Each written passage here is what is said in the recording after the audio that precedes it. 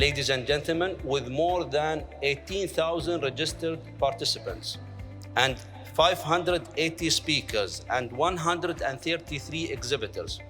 We have strengthened our capacity and remained united in our vision to create a better world for the next generation. It's also a privilege to see the world's greatest mind in sustainability come together from more than 160 countries to challenge the conventional ways to tackle crucial issues and to discover a new insight on urbanizations. To meet the challenge posed by the scale and scope of urbanization in the context of global uncertainty, disruptive and destructive change requires a true sense of urgency. As long as our planet continues heating, no people will be spared from greater suffering. Ladies and gentlemen, Your Excellencies, this week we have the opportunity to discuss cities' role in averting that future by making urban living synonymous with sustainability. The growth trajectory of the World Urban Forum demonstrates the importance of Sustainable Development Goals number 11. The concentration of resources, talent, capital, and power in city regions is the mega trends of this new millennium. As all of you know, we have the ability to turn urban challenges into opportunities.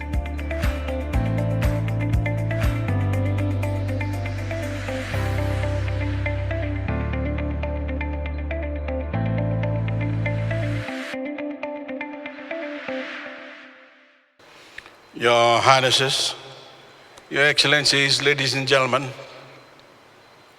good morning, Assalamu alaikum, and as we say in Fiji, Bula Minaka. It's a pleasure to be here at the opening session of the 10th World Urban Forum. Your Excellencies, ladies and gentlemen, I was here recently in Abu Dhabi for the Future Sustainability Summit, where I spoke on the urgency of innovation in tackling the existential threat of climate change.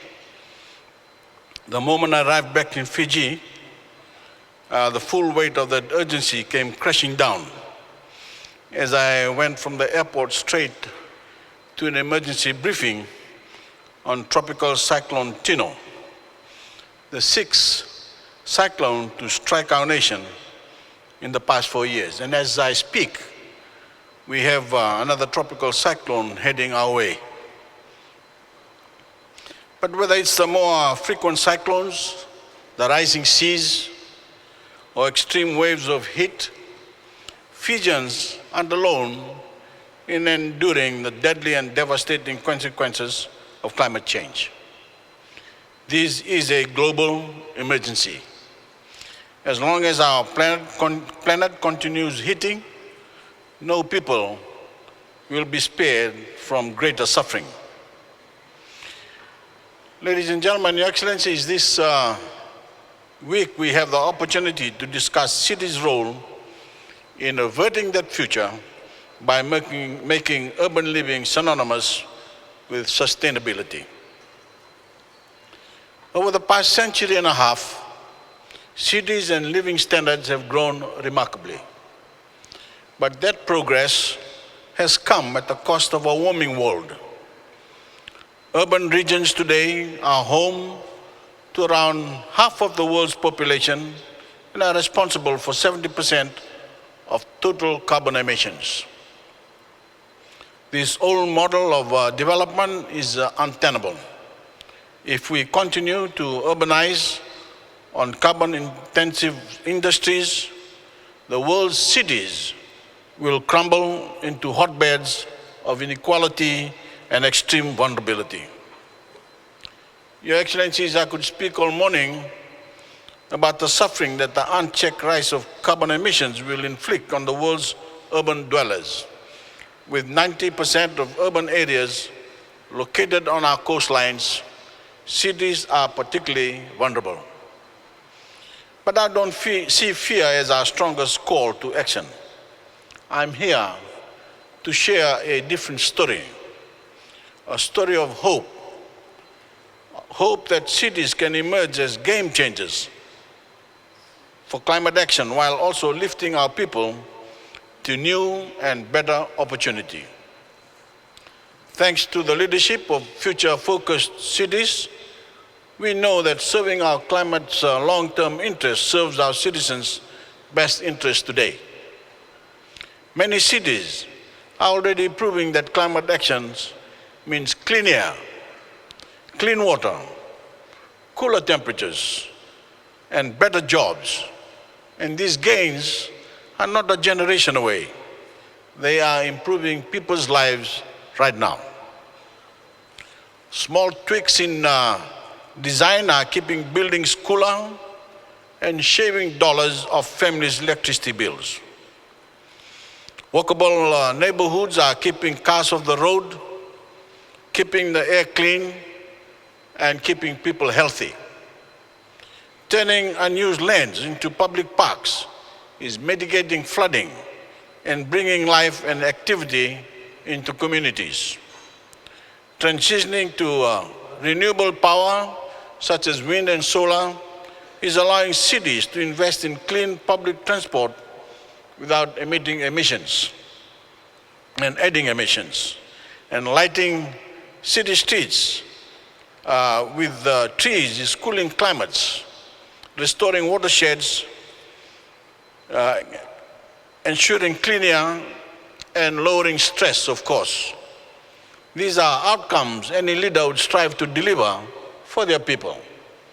Importantly, these advances are harnessing the green potential of high-density living. It's more efficient to supply services to 100 families in a single building than 100 houses spread out over several acres. Urban households, on average, emit less carbon and create less waste. And when we build up, not out, we limit environmental degradation. If we tap into these inherent efficiencies, cities can save us, standing not as monuments of excess, but as symbols of sustainability. Fiji is firmly committed to becoming carbon neutral by 2050, not because we rank among the world's high-emitting countries. In fact, we are one of the lowest, but because we know that every percentage of emissions reduction matters. No country, no city, no community's contribution is too small. And I call on every nation, every city, and every community to join us in achieving the net zero by 2050. Thank you. Excellencies, ladies and gentlemen, if we force this work on our children and grandchildren, we'll risk damage to our ecosystems and our global climate that cannot be undone. Join us for the sake of those coming generations. Join us for the good of your citizens today.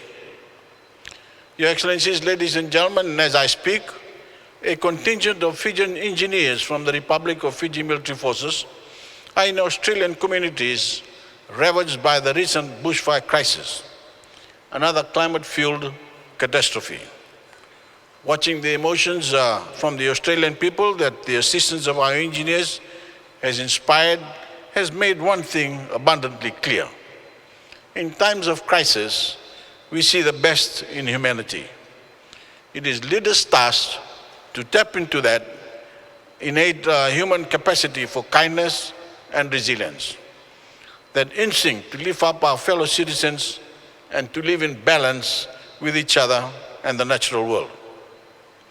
Whether you are a Fijian living in our capital Suva, an Emirati in Abu Dhabi, or any of the 4.2 billion people who call cities home, our futures are all intertwined. Ultimately, I believe we can build sustainable cities because I believe in human cooperation, ingenuity, and resilience. That effort will be led by a new recognition that people's healthiest, safest, and most prosperous outcomes are only possible in a carbon-neutral world. May we go into this World Urban Forum embracing this recognition as critical for our cities, for our people, and for our future. Thank you.